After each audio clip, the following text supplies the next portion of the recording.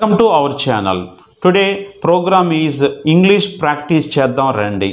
English practice చేయడం అంటే ఏంటంటే నేను తెలుగు సెంటెన్స్ అడుగుతూ ఉంటే మ్యామ్ ఏం చేస్తారంటే అది ఇంగ్లీష్లోకి ట్రాన్స్లేట్ చేస్తారు. అసలు అది ఆ సెంటెన్స్ని ఇంగ్లీష్లోకి ఏ సిచ్యువేషన్లో ఏ టెన్స్ ఉపయోగించాలి. మనకి ఇంగ్లీష్లో 12 టెన్సెసే ఉన్నాయి. ఈ 12 టెన్సెస్లో ఏ టెన్స్కి మనం మాట్లాడే తెలుగు సెంటెన్స్కి ఏ టెన్స్ ఉపయోగించాలి చాలామంది కన్ఫ్యూజ్ అవుతూ ఉంటారు. అందుకే నేను కొన్ని ఎగ్జాంపుల్స్ అడుగుతూ ఉంటాను. Okay ma'am, I'm asking you some examples. You have to give proper answer ma'am. Okay ma'am. Now first one, ఆయన ఏమి చెబుతున్నారు? What is he saying? What is he saying? ఆయన ఏం చెబుతున్నారంటే ఇది క్వశ్చన్, ఇంటరాగేటివ్ అనమాట. ఇంటరాగేటివ్ WH, ఏమి అంటే WH word అనమాట. మనకి ఎప్పుడైనా సరే క్వశ్చన్ ఫామ్ అవ్వాలంటే WH వర్డ్ ఉంటుంది, హెల్పింగ్ వెర్బ్ ఉంటుంది, సబ్జెక్ట్ ఉంటుంది, మెయిన్ వెర్బ్ ఉంటుంది, ఆబ్జెక్ట్ ఉంటుంది, లాస్ట్లో క్వశ్చన్ మార్క్ ఉంటుంది.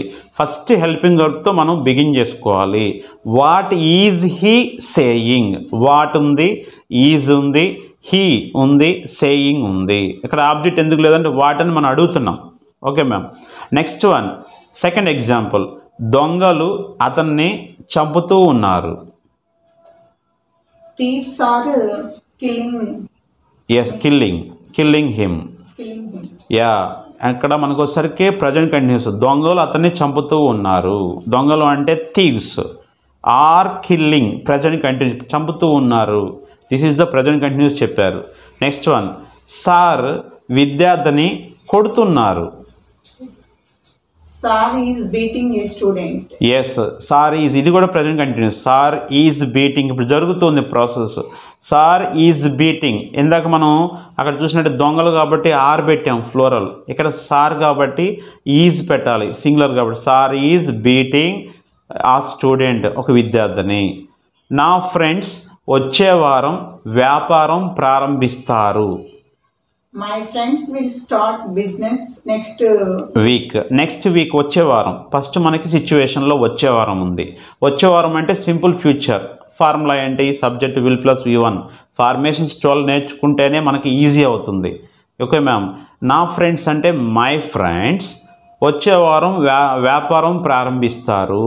Will start a business, will begin అవ్వచ్చు, will start a business next week. Okay ma'am. Next one, ఈయన ఏమి మాట్లాడుతున్నారు? ఈయన ఏం మాట్లాడుతున్నారు? What is he speaking? Yeah, ఇది కూడా క్వశ్చనే.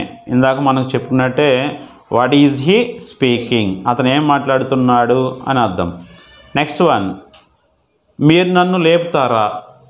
నిద్రపోతున్నాం కదా, మీరు లేపుతారా?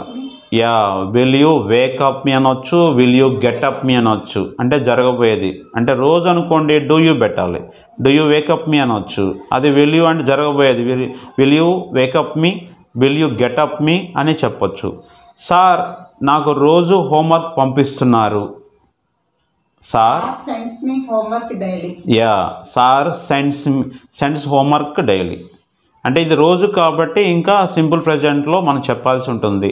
సార్ కాబట్టి V5 ఉపయోగించాలి, మనకి SRS వస్తుంది. సార్ సెండ్స్ మీ, నాకు, సార్ నాకు రోజు హోంవర్క్ పంపిస్తున్నారు. Sir sends me homework daily. మనం రేపు సినిమాకి వెళ్దామా? ఎస్, ఇది క్వశ్చన్. మనం రేపు సినిమాకి వెళ్దామా? చివర్లు గుర్తుపెట్టుకోవాలండి.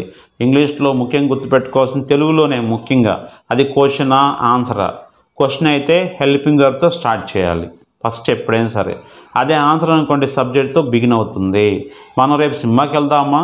Shall we go to movie tomorrow అని చెప్పాలి. Shall we go to movie tomorrow. Next one ma'am, ఈ రోజుల్లో ఇన్స్టా రీల్స్ చాలామంది చేస్తున్నారు. These days so many people are making Insta reels. Yes, ఈ రోజుల్లో అంటే ఇన్ దీస్ డేస్. చాలామంది అంటే so many people, subject. Insta reels అన్నారు, మేకింగ్ అంటే ఇక్కడ మనకి ప్రజెంట్ కంటిన్యూస్లో చెప్పారు మ్యామ్. అంటే in these days so many people are making Insta reels. This is the last question. మనం వచ్చే సంవత్సరం ఇల్లు కట్టుకుందామా? Shall we construct the house next year? Yes, ఇది క్వశ్చన్. మనకి గుర్తుపెట్టుకు ఇక్కడ కట్టుకుందామా, ఇల్లు కట్టుకుందామా అని ఉంది. ఇల్లు కట్టుకుందామంటే జరగబోయేది. Shall we construct a house, shall we construct house. ఎందుకంటే మనకి సింపుల్ ఫ్యూచర్ ఫార్ములా వచ్చేసరికి subject plus will or shall plus V1 plus object.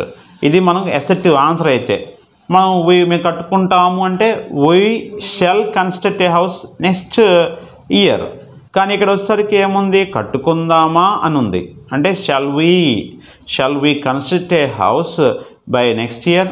Yes, ma'am, you have translated exactly what you learned here. Daily you come here and you learn formations, and according to formation only you are translating. Okay, nice ma'am, nice talking to you. Okay, sir. Thank you.